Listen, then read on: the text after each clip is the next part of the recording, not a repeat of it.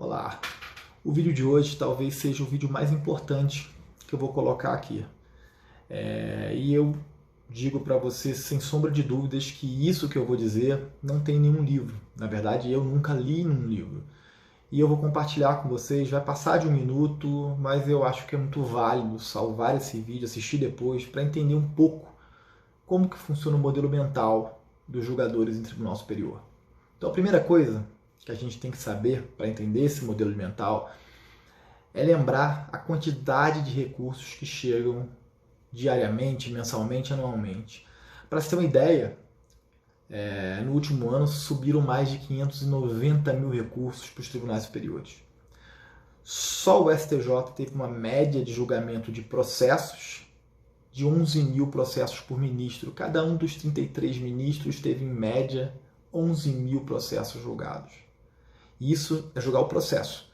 Então a gente imagina que 1/3 desses processos tiveram algum recurso interno, algum agravo, algum embargo de declaração, algum embargo de divergência. Então multiplique isso pelo número de páginas que esse ministro, que seus assessores têm que ler. Então são páginas do acordo recorrido, são páginas do recurso, são páginas das contrarrazões. E são páginas do próprio acórdão que ele tem que produzir. Então essa quantidade de páginas demanda uma objetividade de quem está recorrendo. Então, posso ter dito uma obviedade.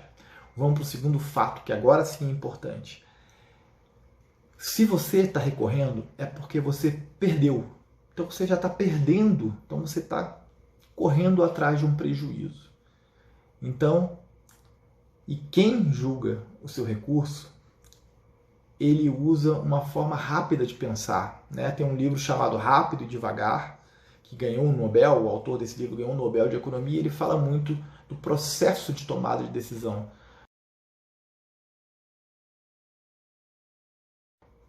Em resumo, o que o livro diz é que quando você pensa rápido, você pensa intuitivamente.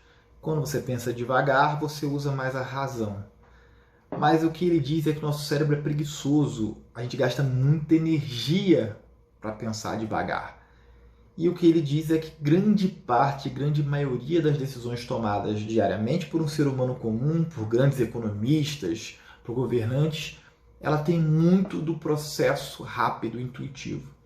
E esse processo intuitivo ele pode ser, às vezes ele é, interferido ou modificado por fora. Então, nós estamos vendendo ideia, nós somos vendedores de ideia, de teses. Então, assim como pessoas vendem carro, vendem roupas, vendem eletrodomésticos, existem gatilhos mentais, existem estratégias para que você faça aquela pessoa que está querendo comprar a sua ideia, para quem você está querendo vender a sua ideia, pense intuitivamente. Então, não vou mais falar sobre o livro, porque não é o nosso objeto, mas é um livro super interessante para você entender o modo de tomada de decisão. Pois bem, eu não vou trazer aqui um a um todas as formas que o Daniel Kahneman diz sobre a tomada de decisão, mas é importante que a gente saiba que o processo intuitivo tende a predominar. Então imagine você, um assessor de ministro, recebendo uma meta para cumprir e um monte de decisões e recursos. Qual a sua tendência intuitiva? E é o que o Daniel diz, a tendência intuitiva é você julgar pela experiência, pela aproximação. Então, ele tende intuitivamente a se posicionar, a negar seu recurso. Então, o cérebro do assessor, por mais que ele não queira, o modelo mental dele, o cérebro dele é para manter aquela decisão recorrida. Então, primeiro, ele vai fazer de tudo para formalmente não conhecer seu recurso. Por isso, é importante você conhecer as hipóteses de cabimento, os pressupostos objetivos, para você driblar essa primeira tendência que é obstar seu recurso, não conhecer dele, porque você não cumpriu pressupostos. A segunda tendência é, ainda naquela lógica, olha, você já tentou, você está perdendo já, a tendência de manter essa decisão, 3 desembargadores já olharam o seu processo e te negaram o teu direito. Então, se esses 3 negaram, a minha tendência também é negar. Então, você tem que driblar ele daquela tendência a pressuposto objetivo. Agora, se você escreve muito, a preguiça, não é a preguiça, né? não tem aquela boa vontade de decidir olhar teu processo como seria de uma forma objetiva. Então você precisa entender que o seu processo ele não é único. E o que eu vou trazer para você é uma forma de fazer ele ser diferente. Então aquela propensão intuitiva que o assessor vai ter de negar o seu recurso, eu hoje trabalho com isso e trabalho muito com isso. É uma forma diferente de escrever seu recurso, primeiro cumprindo todos os requisitos objetivos e depois uma forma diferente para ele se apresentar, para aquela tendência intuitiva a negar provimento desse recurso ou não conhecer dele, ela não aconteça.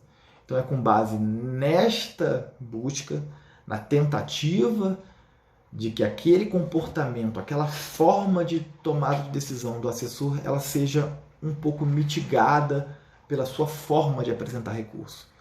Então o que eu vou trazer ao longo de dias, de meses, é uma forma diferente de apresentar recurso. Primeiro, você aprender como é que você cumpre os requisitos objetivos, para driblar aquela tendência natural de ser recusado formalmente. Nós estamos falando de 90% dos recursos não são conhecidos por vícios formais. Então, esse é o primeiro grande objetivo, ultrapassar o formalismo, na verdade a formalidade necessária. O segundo objetivo dele é você aprender a escrever de uma forma sucinta e objetiva para aquilo que importa para o Tribunal Superior. E o terceiro objetivo é como contar uma história para ser diferente dos demais e driblar aquele modelo devagar, intuitivo de decidir. Então é isso, é essa forma que você tem que pensar. Seu recurso ele vai ser mais um se você não fizer de uma forma diferente. Se você fizer igual a todo mundo faz, intuitivamente ele vai ser negado. Então o que eu quero trazer para você, essa é a minha proposta, esse é meu compromisso, é aquilo que eu faço nos meus recursos, diariamente, compartilhar um pouco com vocês essa experiência já de mais de 5 anos só em Tribunal Superior, vivendo, andando, conhecendo assessor, conhecendo ministro, despachando com eles, é trazer essa experiência para vocês. Então é isso, me acompanhem, guarde esse vídeo, volte nele, toda vez que você estiver fazendo recurso, lembre, olha, esse cara já tem milhares de páginas para ler. Então, cada frase a mais que eu leio é uma tendência dele ler a menos, dele receber com uma má vontade, com uma intuição de negar o meu recurso. Então é isso, gente. Obrigado mais uma vez.